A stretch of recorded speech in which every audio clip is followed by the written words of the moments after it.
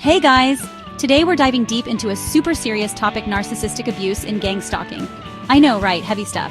But it's important and we're gonna break it down together. So, gang stalking, it's like this insidious thing where a group of people target an individual and use all sorts of messed up tactics to harass and control them. And you know what's at the core of it all? Narcissistic abuse. We're talking about those manipulative, controlling, and downright toxic behaviors that narcissists use to get their way. And in the context of gang stalking, it's like amplified to the max. So buckle up because we're about to expose the 4 types of narcissistic abuse in gang stalking. Okay, so first up we've got exposure. Now, exposure in the context of gang stalking is a lot more sinister than it sounds. It's not about getting noticed for something good. It's about being thrust into situations that are designed to make you feel vulnerable and unsafe. Now, this might sound kind of sexy, like you're in the spotlight or something, but trust me, it's anything but. Exposure in gang stalking is a calculated move to destabilize you, to make you question your reality and your safety. In gang stalking, exposure is all about putting the victim in uncomfortable and often dangerous situations. Imagine walking down a dark alley and feeling like eyes are on you, or being in a crowded street and sensing that everyone is watching your every move. Think about it like this. You're just trying to live your life, go to grab some snacks, the usual. But suddenly, you notice people staring at you, whispering, and following you around the store. They also might be showing up at your job or even contacting your friends and family. It's a relentless pursuit designed to make you feel like you're never safe, never alone. It's like they're trying to make you feel like you're constantly being watched, judged, and totally exposed. The goal is to make you feel paranoid and anxious, to the point where you start doubting your own sanity. And the worst part is, most people won't even believe you when you try to tell them what's going on. They'll think you're overreacting or imagining things. They'll be all like, "Oh, you're just being paranoid. It's all in your head." This reaction only adds to your sense of isolation and helplessness. But you know what? Your gut is telling you something's not right, and you need to trust that. Your instincts are there for a reason, and they're often more accurate than you think. Exposure is all about making the victim feel isolated, vulnerable, and like they're losing control. It's a psychological game meant to break you down, to make you feel like you have no one to turn to. It's a classic narcissistic tactic, because it feeds their need for power and control. They thrive on your fear and your sense of helplessness. They want you to feel small, insignificant, and completely dependent on them. They want to strip away your confidence and make you doubt your own worth. But here's the thing, you're not. You have the power to reclaim your life, to stand tall and assert your own worth. Don't let them take your power away. Your life is yours to live, not theirs to control. Alright, so we've talked about exposure, which is all about creeping in the shadows. But then there's direct abuse, which is, well, exactly what it sounds like, straight up, in-your-face nastiness. We're talking verbal harassment, threats, intimidation, and even physical violence. It's the kind of stuff that makes you question your sanity and makes you feel like you're living in a nightmare. Imagine this. You're walking down the street, and a car full of people drives by, yelling insults and threats at you. Or you're at work, and your coworkers start spreading rumors and lies about you. It's like they're trying to break you down, piece by piece, until there's nothing left. And the scariest part is, it can escalate quickly. One minute it's just words, but the next, they're vandalizing your property or even physically hurting you. Direct abuse is all about instilling fear and keeping you in a constant state of anxiety. It's about making you feel like you're always one wrong move away from something terrible happening. And again, it all comes back to the narcissist's need for control. They want to see you squirm, they want to see you break, because it makes them feel powerful. But you know what? You're stronger than they think. Okay, so we've covered the obvious stuff, exposure and direct abuse. But now we're getting to the really sneaky stuff, insidious abuse.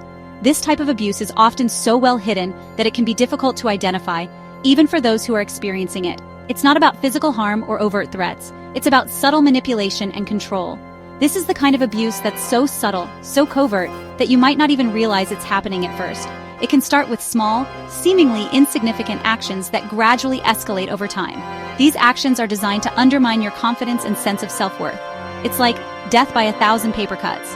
Each small act of manipulation or control might seem trivial on its own, but together, they create a significant impact on your mental and emotional well-being. You know something's wrong, but you can't quite put your finger on it. You might feel a constant sense of unease or anxiety, but you can't pinpoint the exact cause. This is because insidious abuse is designed to be confusing and disorienting. One minute you think you're imagining things, and the next, you're questioning your own sanity. This is a common tactic used by abusers to make you doubt your perceptions and memories. They want you to feel uncertain and dependent on them for validation. Insidious abuse can take many forms, from gaslighting and triangulation to smear campaigns and financial sabotage.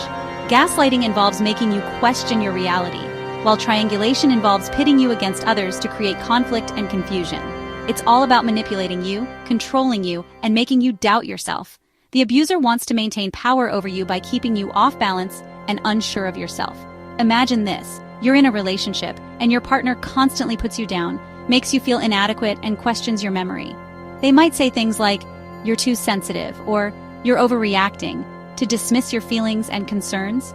Or you're at work, and your boss takes credit for your ideas, sabotages your projects, and spreads rumors about you behind your back. This creates a hostile work environment where you feel isolated and unsupported. It's like they're trying to drive you crazy. And the worst part is, they're doing it in a way that makes it almost impossible to prove. The abuser's actions are often subtle and covert, making it difficult to gather evidence or seek help.